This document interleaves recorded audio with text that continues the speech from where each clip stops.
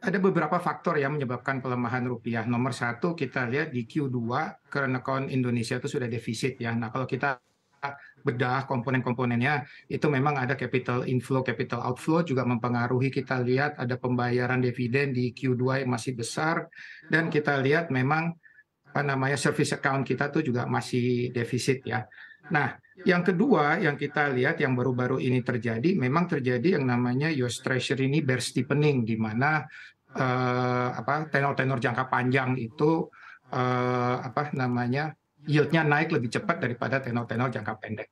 Ini terutama karena didengung-dengungkan oleh the Fed bahwa kita ini sedang ada di dalam proses higher for longer ya, di mana tadinya pasar punya stance uh, akhir tahun ini akan terjadi resesi di Amerika, and therefore tingkat suku bunga di Amerika akan turun sehingga yield curve-nya waktu itu steep apa namanya inverted.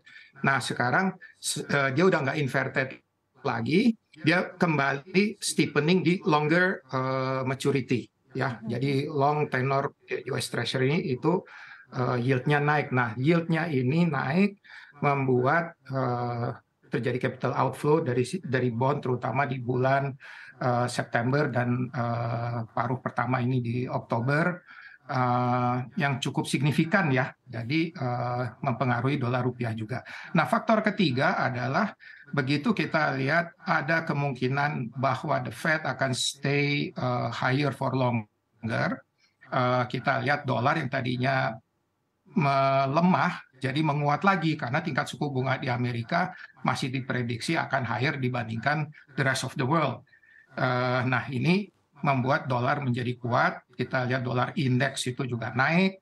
Nah mengakibatkan dolar kuat terhadap seluruh dunia. Kita bisa lihat nggak hanya terhadap Indonesia, tetapi juga terhadap Eropa, Asia, Southeast Asia, termasuk juga Indonesia. Oke, baik. Jadi Tadi kalau demikian dari yang faktor-faktor yang digambarkan oleh Anda, Pak Branko, tampaknya memang posisi dolar ini cukup kuat begitu ya saat ini posisinya per hari ini begitu. Tapi kalau kita lihat begitu ya, saya akan ke Pak Andri, tanggapan Anda terkait dengan kekuatan dolar ini menurut Anda akan bertahan berapa lama? Sembari memang kita saat ini juga tengah menanti begitu ya seperti apa keputusan dari The Fed terkait dengan suku bunga. Tapi despite apapun nanti keputusan dari The Fed, seperti apa Anda melihat nanti possibility untuk kekuatan dolar ini juga masih akan terus kuat begitu, Pak Andri?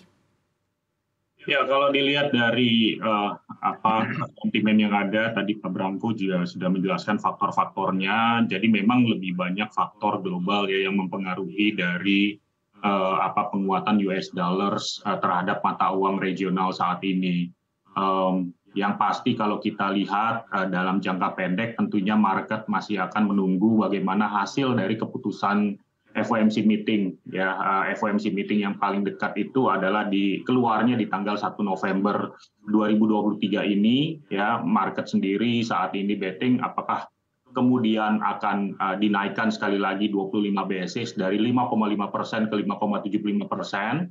Ya, dan kemudian the Fed just stated misalnya flat untuk jangka waktu yang lebih panjang, atau malah memberikan guidance yang menimbulkan market semakin overhang, misalnya mungkin tidak dinaikkan tapi masih menyebutkan akan ada lagi pengetatan dari suku bunga, kenaikan dari suku bunga acuan the Fed lagi ke depannya. Nah ini yang kemudian tentu saja akan bisa menimbulkan spekulasi, tentu saja bagaimana arah suku bunga ke depan dan penguatan US dollar. Jadi kalau ditanyakan kembali lagi bagaimana kekuatan US dollar, tentu saja tergantung dari bagaimana statement dari the Fed. Ya, saya bayangkan kalau misalnya di bulan November nanti misalnya the Fed stated bahwa kita sudah over dengan kenaikan suku bunga acuannya, dan kemudian hanya tinggal melihat bagaimana impact dari kenaikan suku bunga acuannya ini kepada penurunan tingkat inflasi di Amerika Serikat, tentu saja ada harapan bahwa kemudian marketnya akan kembali bullish untuk emerging markets. Nah ini memang hal-hal seperti ini memang masih sangat sulit untuk diprediksikan. Namun kalau kita berkaca pada guidance yang ada, clear, sekali lagi saya mengulangi apa yang disampaikan Pak Branko tadi, bahwa memang arah dari suku bunganya itu higher for longer, dalam artian Kalau kita lihat dari guidance di bulan Juni yang lalu dan dibandingkan dengan guidance di bulan September ini, itu yang menyebutkan bahwa target di 2024 nanti itu pemangkasan suku bunga acuannya hanya 50 basis ya dari targetnya mereka. Sementara di bulan Juni yang lalu mereka masih memasang target pemangkasan suku bunga acuannya sampai di 100 basis. Nah, ini yang kemudian memang menimbulkan ekspektasi US dollar strengthening terhadap mata uang regional. Gitu, Mbak. Oke, baik Pak Andri. Tadi sekali lagi begitu ya di-highlight bahwa memang sulit diprediksi sikap The Fed nanti ya, meskipun memang sekali lagi ekspektasi bahwa The Fed mungkin masih akan menaikkan satu kali lagi kenaikan di akhir tahun ini juga cukup kuat begitu. Tapi kalau kita berbicara terkait dengan skenario-nya, tadi Pak Andri menyebutkan begitu ya bahwa memang ada skenario langsung dinaikkan atau memang nanti tetap ditahan tapi tetap masih ada kisi-kisi bahwa higher for longer ini juga tetap masih akan terjadi begitu. Nah, berbicara terkait dengan skenario ini, Pak Branko, Anda melihat possibility-nya, efeknya juga bagi pasar keuangan kita akan seperti apa begitu ya skenario yang akan dihadapi dari possibility ini, Pak? Oke, kita lihat pasar ini sudah berubah.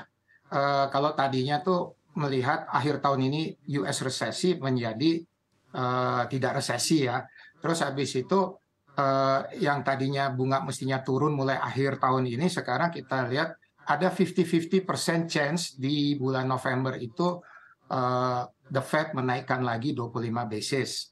Oke, nah karena ini masih 50-50 chance-nya ya, jadi pasar ini belum price in semuanya ke dalam baik itu dolar rupiah maupun dolar terhadap the rest of the world. Tentunya kalau sampai benar-benar naik, nah ini apa namanya capital outflow ini bisa terjadi kalau penanganan di Indonesia ini as is ya, jadi as if business as usual itu bisa mengakibatkan rupiah makin tertekan. Jadi skenario higher for longer, higher-nya ini sampai berapa kita juga masih akan bertanya-tanya. Tapi yang menyebabkan kekhawatiran di pasar itu terutama karena justru pergerakan dari US Treasury. Jadi US Treasury ini kalau dia bergerak naik, dampaknya kepada valuation semua aset di dunia ini akan menjadi negatif gitu. Jadi kita lihat kalau sekarang dia tadinya inverted menjadi flat, terus apalagi kalau sekarang dia menjadi positively slope yield curve dari US Treasury. Nah, itu adjustment di seluruh aset kategori di dunia ini akan menjadi negatif karena